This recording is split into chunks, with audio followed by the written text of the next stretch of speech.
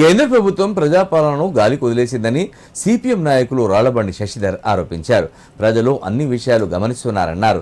కేంద్ర ప్రభుత్వం తన వైఖరిని మార్చుకోవాలన్నారు. సిద్దిపేట జిల్లా చిన్నకూడూరు మండల కేంద్రంలో మీడియా సమావేశంలో మాట్లాడారు. రాష్ట్ర వ్యాప్తంగా పెట్రోల్, గ్యాస్ లేక ప్రజలు ఇబ్బందులు పడుతున్నారన్నారు.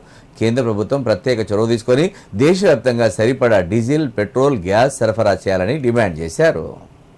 పెట్రోల్ కొరతకు సంబంధించి చూసినప్పుడు కేంద్ర ప్రభుత్వ విధానాల మూలంగానే పెట్రోల్ కొరత అనేటువంటిది దేశవ్యాప్తంగా ఎదుర్కొంటున్నటువంటి ప్రజలు ప్రధానంగా కేంద్ర ప్రభుత్వం అనుసరిస్తున్నటువంటి దందవైఖరి.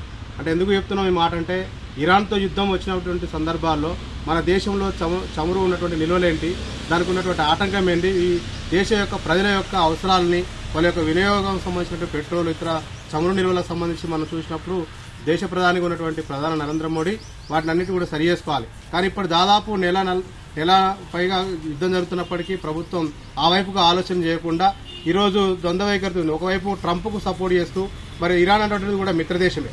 మరి ఇరాన్కు ఏమైనా వ్యతిరేకంగా ఉన్నామంటే అట్లేం లేదు. మరి ఇరాన్తో సత్సంబంధం అన్నప్పుడు, ఇరాన్తో మనం ఈ రకమైన ఉడంబడిక ఉన్నప్పుడు మరి ఎందుకు చమురు నిల్వలు తెచ్చుకునేటువంటి పరిస్థితి చేయట్లేదు? అంటే ఈ దేశంలో ఉన్నటువంటి ప్రజల మీద ప్రేమ లేదు, కానీ మన అమెరికా పట్ల ప్రేమ చూపిస్తున్న తప్ప ఈ దేశ ప్రజల మీద ప్రేమ చూపే పరిస్థితి లేదు. అందుకని ఈ చమురు నిల్వలకు సంబంధించిన దాంట్లో మనం ముందు చూపు లేకపోవడమే ఇది ప్రధానమంత్రిగా హోదాలో ఉండి నరేంద్ర మోడీ వైఫల్యం చెందిందని చెప్పేసి మేము ఈ సందర్భంగా హెచ్చరిక చేస్తున్నాం. అందుకే సిద్దిపేట పట్టణంతో పాటు దేశంలో కానీ అన్ని రాష్ట్రాలలో బంకులలో పెట్రోల్ దొరకడం లేదు.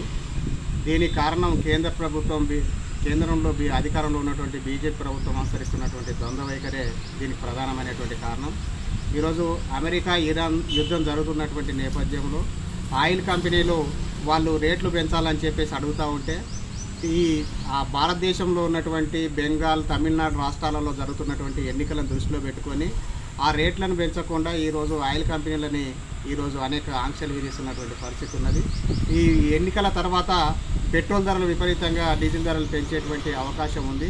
ఈ ఎన్నికలను వాళ్ళు లబ్ధి పొందాలనేటువంటి దాని మీద ఈరోజు ప్రజల్ని తీవ్రమైనటువంటి ఇబ్బందులకు గురి చేస్తూ ఉన్నారు.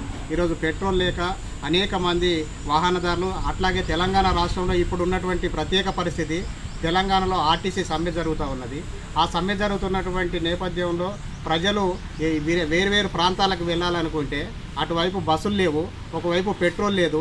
ఇప్పుడు అనేక ఇబ్బందుల మధ్య ఈరోజు ప్రజలు కొట్టుమిట్టాడుతున్నటువంటి పరిస్థితి ఉన్నది. ప్రభుత్వం ప్రజల వైపు నుంచి ఆలోచించాలని చెప్పేసి పెట్రోల్, డీజిల్ కొరత లేకుండా, గ్యాస్ కొరత లేకుండా ప్రజలకు అందించాలని చెప్పేసి ఈ సందర్భంగా సిపిఎం పార్టీ ఆధ్వర్యంలో డిమాండ్ చేస్తూ ఉన్నాం.